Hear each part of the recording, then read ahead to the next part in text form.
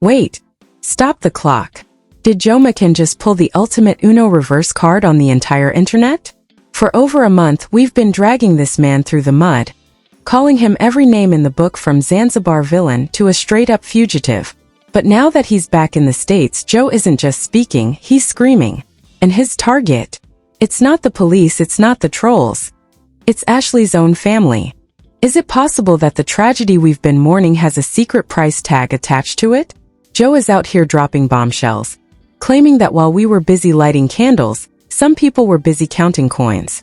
He's alleging a massive, behind-the-scenes GoFundMe scheme that would make even the most seasoned scammers blush. We're talking about exploitation, missing donations, and a narrative that might have been bought and paid for. I know what you're thinking. Is Joe just trying to distract us from those 11 missing hours and that suspiciously absent engagement ring? Or have we been played by a grieving family who realize that tragedy equals trending? Why is the GoFundMe still live? Where is the $60,000 really going? And why does Joe claim he's being silenced by the very people asking for your money? Grab your tea, grab your snacks, and lock your doors, because we are about to dismantle the most messy scandal of 2026. This isn't just about a vacation gone wrong anymore. It's about a digital paper trail that leads straight to a shocking family secret. Is Joe McCann a monster? Or is he the only one telling the truth in a room full of paid actors? Let's get into it. So we are diving straight into the deep end of the pool where the water is murky, and the sharks are wearing expensive suits. To understand the gravity of what Joe McCann is currently dropping on the internet, we have to look at the players involved and why this entire situation smells like a manufactured crisis. For weeks, Joe has been the public enemy number one. He was the man who took a beautiful, vibrant woman to a remote paradise, only for her to never return. The narrative was simple and easy for the internet to swallow because it fit every trope we have ever seen in true crime. We had the wealthy white fiancé, the gorgeous black woman, a luxury resort, and a sudden violent end. It was the perfect storm for a viral outrage campaign, and social media did not disappoint. But while the world was busy building a digital gallows for Joe, something else was happening in the background. While the tears were flowing on TikTok, the digital cash registers were ringing. We are talking about a scandal that transcends a simple argument in a hotel room. Joe is now claiming that the very people who were begging for the public sympathy were also quietly building a financial empire off the back of their daughter's final breath. This is where the story shifts from a tragic loss to a calculated corporate-style maneuver. Joe is hinting that the Robinson family didn't just lose a daughter, they found a gold mine. And according to his camp, they have been mining it with professional precision since the moment that FaceTime call ended. The controversy surrounding Joe McCann isn't new though. This is a man who has always moved in circles that raise eyebrows. He's been described as a man with deep pockets and even deeper secrets. Before this Zanzibar nightmare, Joe was already a figure of intense scrutiny. People pointed to his past, his business dealings, and his penchant for high-stakes lifestyle choices. When Ashley entered the picture, it seemed like a match made in influencer heaven, but the cracks were there from the start. The internet has a long memory, and it remembered every whisper about Joe's temper and his alleged history of being a controller. That reputation is exactly why everyone was so ready to believe he was the villain in this story, without seeing a single shred of physical evidence. However, being a jerk or a difficult partner doesn't automatically make you a criminal, and Joe is banking on that distinction now. He's leaning into his bad boy persona to say that yes, he's not perfect, but he's also not the one currently sitting on a pile of donated cash. The suspense here is thick enough to cut with a knife because Joe isn't just denying the allegations anymore. He is pivoting. He is turning the spotlight away from the hotel room in Zanzibar and pointing it directly at the GoFundMe page that has been the lifeblood of the family's public campaign. He is asking the questions that no one dared to ask while the funeral flowers were still fresh. The emphatic nature of his defense is what's really shaking the table. He isn't whispering this in private. He is using the biggest media mouthpieces in the world to scream it. He's making us look at the timeline again, but this time he's not focusing on the 11 hours he was silent. He's focusing on the 11 minutes it took for the first donation link to go live. It's a brutal, nasty, and highly controversial tactic, but Joe knows that in the court of public opinion, the best defense is a devastating offense. He is framing the Robinsons not as grieving parents, but as opportunistic directors of a tragedy that they are now selling to the highest bidder. Think about the past incidents that have colored our view of this family. We saw the emotional videos, the heartbreaking interviews, and the calls for justice. We felt their pain. But Joe is now suggesting that this pain was weaponized. He's referencing the way the family handled the media, the way they shut him out, and the way they allegedly refused to speak to him unless it was through a lawyer or a camera lens. It's a narrative flip that is making people very uncomfortable, because it suggests that our empathy might have been exploited. If Joe is right, we aren't just looking at a tragic death. We are looking at a high-stakes financial scam disguised as a search for the truth. The atmosphere is becoming increasingly toxic as more details emerge about Joe's time in Tanzania. While the internet was saying he was locked up in a dark cell, he was actually sitting in luxury hotels, cooperating with a police force that he allegedly had in his pocket. The rumors of corruption in Zanzibar are legendary, and the internet was convinced Joe was buying his freedom. But now Joe is saying that the only reason he stayed there so long was to make sure every I was dotted and every T was crossed so that when he came back, he could dismantle the family's claims with surgical precision. He's painting himself as the man who stayed behind to do the dirty work while the family flew home to start the fundraising circuit. This is where the Section 1 analysis really gets intense because we have to ask ourselves, who do we believe when everyone has a motive to lie? Joe has every reason to distract us from his own behavior, but the family has every reason to keep the pressure on Joe to ensure the donations keep flowing. It's a vicious cycle of accusation and counter-accusation. Joe's past reputation for being a shark in business is now being applied to his personal life. He's looking at the GoFundMe as a business merger that went south, and he's treating the Robinson family like a rival firm that is trying to hostile take over his reputation. The phrases being used in the underground forums and the leaked insider reports are becoming more emphatic by the hour. People are talking about the Zanzibar hustle and the grieving grifters. It's nasty, it's controversial, and it's exactly the kind of chaos that Joe thrives in. He's not playing by the rules of engagement anymore. He's not waiting for a court of law. He's using the sarcasm of his legal team to mock the family's travel expenses and investigation costs. He's asking why they need $50,000 to find answers that the Tanzanian police have already provided in a free report. The build-up to this exposure has been nothing short of cinematic. We've had the slow drip of information, the crying mothers on evening news, and the silent, brooding fiancé in the background. But the silence is over. Joe McCann has arrived back in the land of the free, and he's brought a suitcase full of receipts that he claims will prove the GoFundMe was never about Ashley's body. It was about the family's bank account. He's positioning this as a scandal of epic proportions, a betrayal of the public's trust that goes deeper than anyone could have imagined. As we look closer at the scandal, we see that it's not just about the money but about the power of the narrative. The Robinsons controlled the story for weeks. They were the ones telling us about the argument, the separate rooms, and the missing ring. They built a case against Joe in the absence of any other information. Joe is now claiming that they did this intentionally to create a villain. Because every good fundraiser needs a villain. If Ashley just had a tragic mental health episode, the money doesn't flow. But if she was lived by a wealthy, shady fiancé, then the world opens its pockets. This brings us to a very dark realization. If Joe is telling the truth, then the entire internet has been a silent partner in a financial scheme. We've been the ones sharing the links, the ones tagging the news outlets, and the ones demanding Joe's head on a platter. Joe is laughing at us. He's using his sarcasm to point out how easily we were manipulated by a few well-timed tears and a tragic headline. He's calling us out for our selective outrage, asking why we didn't question the family's spending habits or their sudden rise in social media fame. The level of suspense right now is at an all-time high because we are waiting for the first set of leaked messages Joe has been teasing. He claims he has texts from the family that show their true intentions. Texts that talk about targets and reach and engagement, instead of mourning and loss. If these messages are real, they will be the final nail in the coffin of the family's reputation. But if they are fake, it will be the final proof that Joe McCann is a master of deception who will stop at nothing to save himself.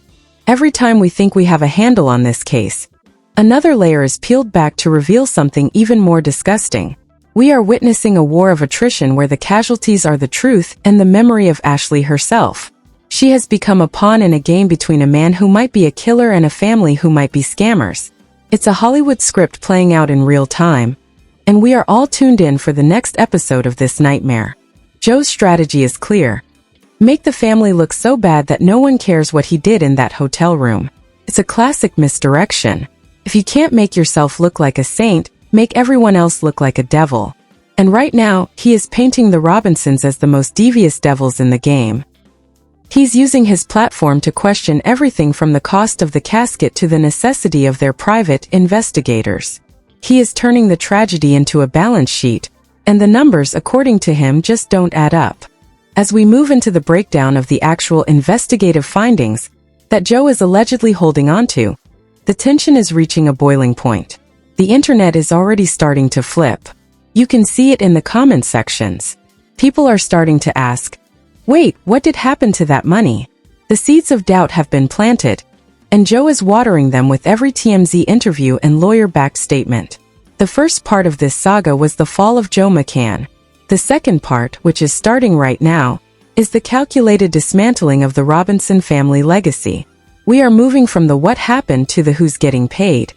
And the answer is going to leave everyone speechless as the details of the alleged scheme start to leak out into the public eye. The transition from mere suspicion to a full-blown investigation into the family's finances began the moment Joe McCann's legal team started leaking what they call the Zanzibar receipts. If you thought the first chapter was messy, buckle up, because the breakdown of this alleged scheme is where things turn from a tragedy into a high-stakes financial thriller. According to anonymous insiders close to the defense, Joe's team has reportedly uncovered a paper trail that suggests the GoFundMe wasn't just a spontaneous reaction to grief, but a pre-planned digital campaign. These sources claim that digital marketing consultants were consulted within 48 hours of the tragedy to optimize the justice for Ashley narrative. It sounds insane, right? But in the world of viral storytelling, every click has a dollar sign attached to it, and Joe is betting that the public will be disgusted by the math. The leaked reports, which Joe's camp is slowly feeding to exclusive outlets, describe a level of lavish spending that contradicts the image of a family struggling to bring their daughter home. One anonymous source, allegedly a former associate of the family's legal circle, claims that while the public was hitting the donate button to cover travel expenses, certain members of the inner circle were seen browsing high-end real estate and luxury vehicle catalogs. Now, we haven't seen the bank statements yet, but the rumor mill is spinning at 1,000 miles per hour. The accusation is that the GoFundMe became a slush fund, a blank check provided by an unsuspecting public who thought they were funding a private investigator, when they were actually funding a lifestyle upgrade. The detail in these allegations is what makes them so spicy and so controversial. Joe's side is painting a picture of grief cationing, where the family allegedly stayed in 5-star accommodations in Tanzania while claiming they were stuck and destitute due to the legal hurdles. They are talking about private chefs, high-end security details that cost $10,000 a day, and consultation fees paid to family friends that look a lot like money laundering. The sarcasm in Joe's latest press release was dripping like acid when he asked if investigative research now includes spa treatments and designer luggage. He is framing this as the ultimate abuse of power, the power of a victim's narrative used to bleed the pockets of well-meaning strangers. To make matters even crazier, quotes from imaginary, or let's say unverified sources are flooding the comment sections of every major news outlet. One supposed whistleblower claiming to be a hotel staffer in Zanzibar posted a viral thread, alleging that the family was seen celebrating the reach of their social media posts. They weren't crying over the loss, the post read. They were cheering because the story hit the front page of the international news. Whether this is a paid bot or a real witness, the damage to the family's reputation is massive. The public reaction has shifted from God bless them to wait a minute, let me see those tax returns. The internet is a fickle beast, and Joe McCann knows exactly how to poke it to make it turn on its previous darlings. Public reactions are now a chaotic war zone. You have the legacy defenders, who think Joe is a manipulative demon trying to smear a grieving mother, but then you have the audit squad. These are the internet detectives who are literally going through the GoFundMe terms of service and demanding a line-item breakdown of every cent spent. They are pointing out the missing engagement ring again, but this time they are asking if the family is the one who actually has it. Joe is alleging that the ring was secured by the family early on, and then reported as missing to add another layer of villainy to his name. If true, that is a level of tactical deception that would make a spy novelist jealous. The investigative findings being teased by Joe's team also hint at a media kickback scheme. They are suggesting that certain exclusive interviews given by the family weren't just for awareness, but were part of a paid participation deal with tabloid syndicates. We are talking about six-figure sums allegedly being moved through offshore accounts to keep the "Joe is the killer" headline alive. Joe's sarcasm reached a new peak when he suggested that the family should win an Oscar for Best Performance in a Fundraising Role. It's a brutal, low-blow strategy, but it's working. People who were once 100% Team Family are now starting to look at those crying videos through a lens of skepticism. Think about the sheer audacity of what Joe is proposing. He is saying that the entire world was recruited into a massive multi-level marketing scheme where the product was justice, and the investors were the taxpayers and donors. He's describing a world where corruption doesn't just happen in the dark alleys of Zanzibar, but in the bright, polished living rooms of American suburbs. The detail about anonymous sources is key here, because it allows Joe to spread these rumors without taking direct legal responsibility yet. He is letting the internet do the dirty work of exposing the family, while he sits back and watches his own villain stock drop. The abuse of power narrative is particularly effective because it taps into everyone's fear of being scammed. We live in an era of fake news and digital grifters, and Joe is playing on that paranoia.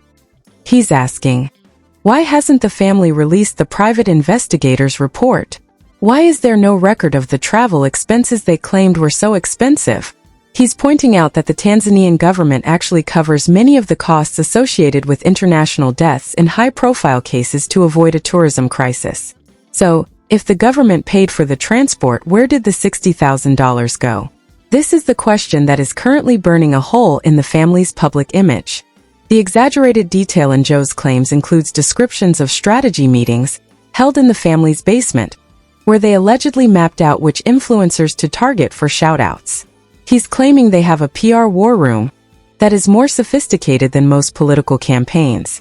This makes the family look less like grieving parents and more like a corporate entity protecting its bottom line. The sarcasm used by the narrator in these exposure videos is sharp, mocking the theatrical nature of the family's public appearances.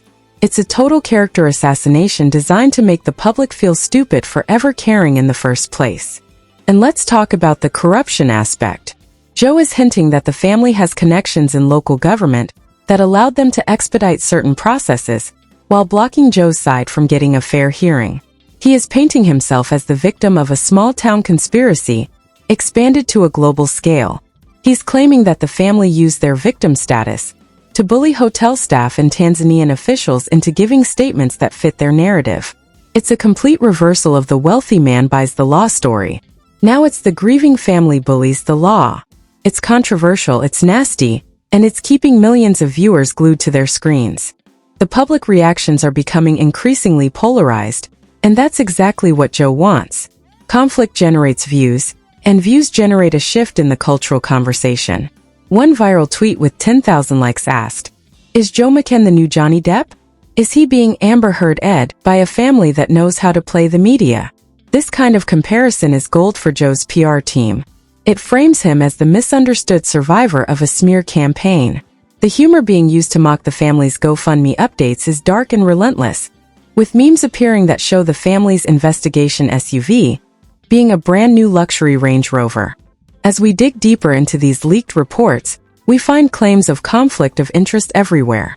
Joe is alleging that the lawyers the family hired are actually close family friends who are taking a massive percentage of the GoFundMe donations as legal fees. If this is true, it means that the public isn't just helping a family. They are paying the salary of a legal team that is dedicated to destroying Joe. It's a self-sustaining cycle of litigation and donation. The more they sue Joe, the more they can ask for money. The more they ask for money, the more they can sue Joe. It's a brilliant, if demonic, financial loop.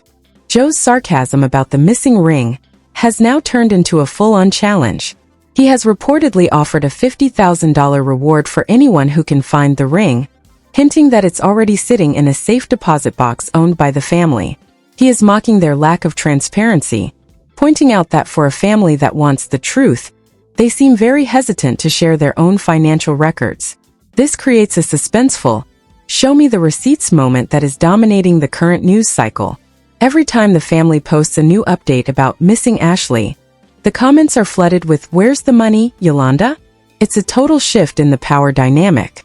The investigative findings also suggest that there were internal disputes within the family about how to split the money.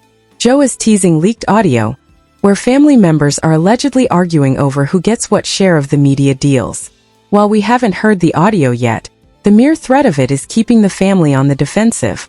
They are being forced to spend their time denying financial rumors instead of pushing for the investigation into Ashley's death. Joe has successfully moved the goalposts. The game is no longer "Did Joe do it?" The game is now, "Are the Robinsons lying to us?" As the Section 2 breakdown reaches its peak, the narrative is at its most explosive. We are looking at a family that might have turned their greatest nightmare into their biggest payday.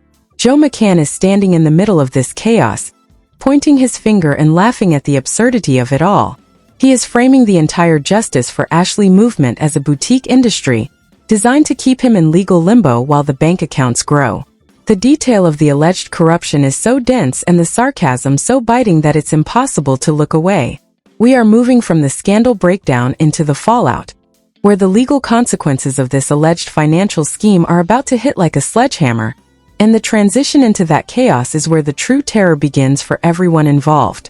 The transition from social media drama to actual legal warfare is where the fantasy of the perfect victim officially dies and the cold reality of the courtroom begins. We are now entering the fallout phase, and let me tell you, it is looking absolutely catastrophic for anyone who thought they could play the internet like a fiddle without facing the music. Joe McCann isn't just back in the country. He is back with a vengeance and a legal team that looks like it was recruited from the front lines of a corporate war. They aren't just filing papers. They are dropping tactical nukes on the Robinson family's credibility. We are talking about potential federal investigations into wire fraud, tax evasion, and the misuse of charitable funds that could see this entire Justice for Ashley campaign dismantled by the authorities in record time. The fallout started the moment Joe's lawyers filed a formal request for a full accounting of the GoFundMe proceeds. This wasn't just a polite ask. It was a shot across the bow that has sent the family's legal camp into a total tailspin. If Joe can prove that even $1 of that money was used for something other than what was advertised to the public, we are looking at a massive fraud case. The phrases being tossed around in legal circles right now include unjust enrichment and charitable solicitation fraud. Imagine the irony. The family that spent weeks calling for Joe's arrest might be the ones facing a grand jury investigation into where $60,000 of public money vanished. The tension is building because the government doesn't take kindly to people using tragic deaths as a crowdfunding loophole to bypass income taxes. Joe is reportedly pushing for the IRS to launch a full-scale probe into the family's sudden change in financial status. He's pointing to the luxury travel, the high-end consultations, and the lack of a paper trail for the so-called private investigators that were supposed to be solving the case. If the feds step in, this isn't just a YouTube scandal anymore. It's a federal felony. The suspense is reaching a fever pitch as we wait to see if the GoFundMe platform itself will freeze the funds and launch its own internal audit. But the legal drama is only half the story. The public backlash is the real scorched earth event. We are seeing a wave of donor regret that is sweeping through the comment sections like a wildfire. People who gave their hard-earned money are now feeling like they were characters in a scripted reality show. There are reports of mass refund requests being filed with GoFundMe, with donors citing misleading information and deceptive practices. Joe's sarcasm is at an all-time high as he watches the very people who wanted to put him in jail start to turn their pitchforks toward the family's front door. He's calling it the Great Awakening, mocking the blind sheep who finally realized they were funding a lifestyle instead of a legacy. And what about the hypothetical resignations? We are hearing whispers that the high-profile legal team representing the Robinsons is looking for an exit strategy. No reputable firm wants to be attached to a client that is being accused of financial impropriety on a global scale. If their own lawyers jump ship, it's game over for the family's public defense.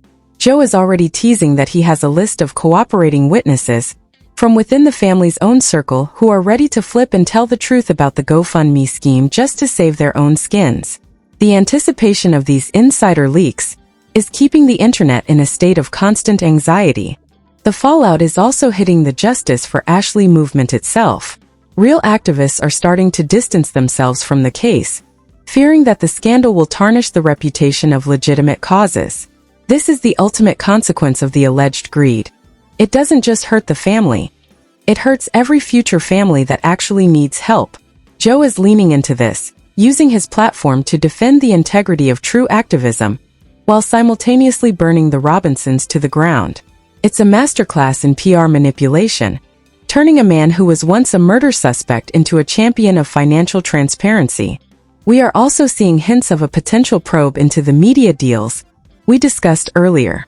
If it's discovered that the family accepted under-the-table payments for exclusive access while simultaneously claiming to be broke on GoFundMe, that is a direct violation of multiple consumer protection laws.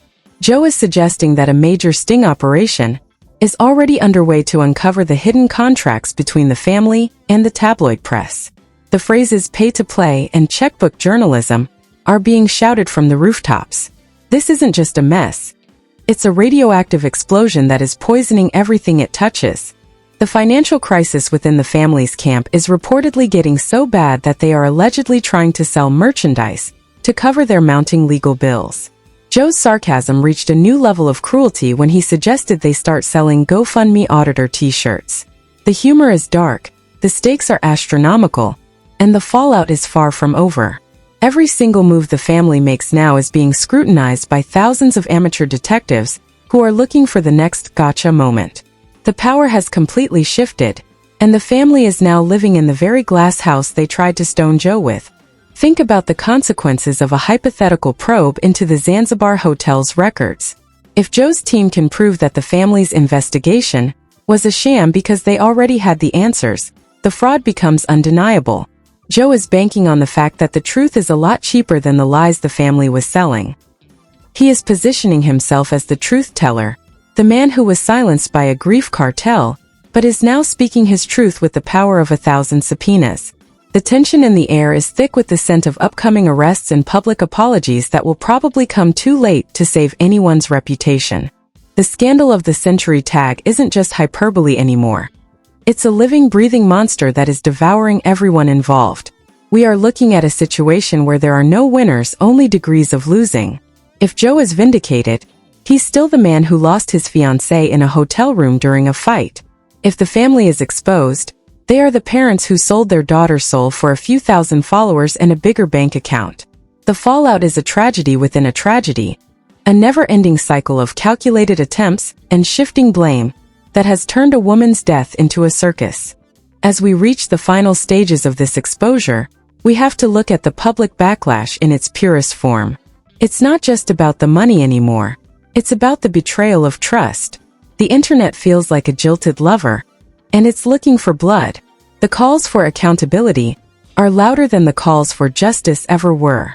Joe McCann is sitting at the center of this storm, the eye of the hurricane, watching as the world he was once banished from turns its fury on his accusers. It's a chilling reminder that in the age of the internet, the only thing more dangerous than a villain is a victim who gets caught lying. The anticipation for the final legal filing is driving the views to record-breaking heights. Everyone wants to know, will there be handcuffs? Will there be a televised trial for fraud? Will Joe McCann get the last laugh in a story that began with a scream in a Zanzibar resort? The fallout is the final act of this play, and the curtain is about to drop on a scene of total devastation. The shocking truth isn't what we thought it was. It's much more expensive and much more pathetic. The final consequences will likely be a series of lawsuits that will drag on for years, ensuring that Ashley's name is never mentioned without a footnote about a GoFundMe scandal. That is the real tragedy here. The memory of a human being has been buried under a mountain of receipts, leaks, and anonymous sources. Joe McCann has successfully rewritten the narrative, but at what cost? He has turned the investigation into a financial audit, and the public has followed him down that rabbit hole without a second thought. We are left with a landscape of ruins. A ruined reputation for Joe, a ruined legacy for Ashley, and a ruined future for a family that might have just wanted a way to cope but got lost in the lure of the viral payday. The fallout is a warning to every influencer and activist out there. The internet gives, but it also takes back with interest. And right now, the interest on the Robinson family's scheme is coming due, and the collectors are at the door. This brings us to the end of our deep dive into the messiest, most controversial, and most expensive scandal of the year. We've looked at the hook, the breakdown, and the fallout, and the picture it paints is one of absolute corruption and digital manipulation. But as always, the final judgment belongs to you. We've laid out the leaked reports and the investigative findings, and now the question is, who is the real villain of Zanzibar? Is Joe McCann the mastermind of a cover-up? Or is he the victim of a family-led financial hit job? Did the Robinsons lose their way in the pursuit of justice? Or was it always about the GoFundMe scheme behind the scenes? The evidence of lavish spending and abuse of power is hard to ignore, but so is the 11-hour gap and the missing ring. It's a puzzle with too many pieces and no clear picture, and that's exactly how the people in power want to keep it. The drama is high, the stakes are higher, and the truth is currently being sold to the highest bidder on TMZ. We are living in a world where tragedy is a commodity, and Ashley Jenney's story is the latest product on the shelf. As the legal probes begin and the public backlash intensifies, remember one thing. In a war of narratives, the first casualty is always the person who can't speak for themselves anymore. So chat, I've given you the receipts, the rumors, and the absolute chaos of the fallout. Now I need you to do the heavy lifting. Was Joe genuinely accused falsely by an internet mob looking for a scapegoat? Or is this GoFundMe scheme his most calculated attempt yet to distract us from a dark truth? Are the parents exploiting their daughter? Or are they being framed by a man with unlimited resources and a grudge? Drop your thoughts in the comments below, and don't hold back. I want to see the justice for Ashley versus Audit the Family debate in full force. Was the $64,000 worth it, or is the reputation of this family gone forever? Hit that like button if you think Joe McCann is playing a dangerous game, and subscribe for the next update because we are tracking the federal investigators as we speak. The truth is coming, and it's going to be louder than any FaceTime call. See you in the next one, where we find out if the missing ring finally turns up in a safe deposit box. Stay skeptical, stay loud, and never stop asking, where did the money go? So we have laid it all out, the high-end hotels, the missing jewelry, and a fundraiser that looks more like a fortune than a funeral fund. Now the ball is in your court and the pressure is on. This story is changing by the second, and I need to know exactly where you stand in this digital war. Do you believe Joe McCann is a master manipulator who is using his wealth to smear a grieving family? Or are we witnessing the greatest internet hustle of 2026? Is that GoFundMe a legitimate lifeline for parents in pain? Or is it a calculated scheme, designed to turn a daughter's final moments into a viral payday? Don't just sit there. I want to see your theories in the comments right now. If you think the Robinsons need to drop the receipts and open their books for an audit, let me hear it. If you think Joe is a villain who took the ring and now wants to take their reputation, sound off below. The internet never forgets, and it certainly doesn't stop digging until every dollar is accounted for. Are we looking at a tragic loss or a high-stakes scam? Your comment could be the one that blows this case wide open, so don't hold back. Make sure you hit that like button if you're tired of being played by viral narratives and subscribe for the next part of this investigation. We are tracking the federal probes and the leaked messages as we speak, and you do not want to miss what we find next. This is the messy truth that nobody else is brave enough to tell. Is it justice? Or is it just business? Let's talk about it in the comments. Thanks for watching and stay tuned for the next update in the Ashley Jenney saga, because this rabbit hole goes way deeper than Zanzibar.